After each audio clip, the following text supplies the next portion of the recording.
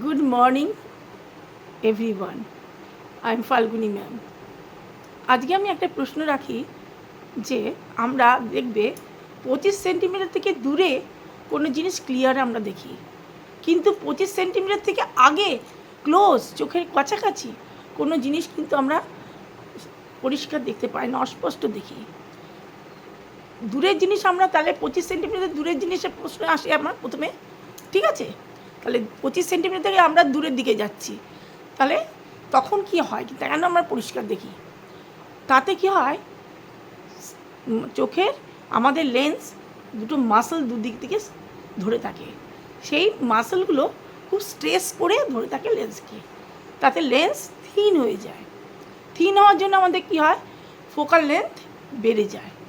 Focal length বেড়ে গেলে আমাদের পাওয়ার কমে যাবে।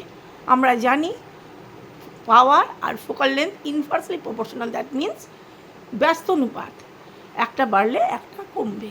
ফোকাল লেন্থ যদি বাড়ে তাহলে পাওয়ার কমে যাবে। ফোকাল লেন্থ বাড়ার জন্য আমরা পরিষ্কার দেখতে পাই। আবার 25 সেন্টিমিটার থেকে ক্লোজ যদি আমরা চোখের কাছাকাছি নিয়ে আসি, তখন কি হচ্ছে, আমাদের মাসলগুলো, যে মাসলগুলো লেন্সটাকে ধরে রাখে, সেই মাসলগুলো রিল্যাক্স হয়ে যায়। রিল্যাক্স হলে কী হবে, লেন্স থিক হয়ে যায়। লেন্স থিক হয়ে গেল, লেন্স থিক হওয়ার জন্য কি হয়, আমাদের ফোকাল লেন্থ কমে যায়। ফোকাল লেন্থ কমে যাওয়া মানে আমাদের পাওয়ার বেড়ে যাবে। পাওয়ার বেড়ে যাওয়া মানে আমরা পরিষ্কার দেখতে পাই না, তাই তো?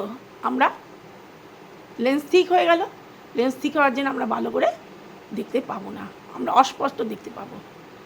এই অস্পষ্ট দেখার জন্য কি হবে, আমাদের একটু অসুবিধা হবে কোনো অবজেক্ট দেখতে, ঠিক আছে?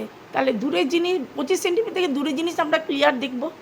25 সেন্টিমিটার থেকে চোখের কাছাকাছি কোনো জিনিস আমরা কিসের জন্য দেখতে পাবো না, আমাদের ফোকাল লেন্থ কমে যাবে, পাওয়ার বেড়ে যাবে এবং লেন্স ঠিক হয়ে যাবে। তাহলে বুঝতে পারলে আশা করি। Thank you very much my lovely guys.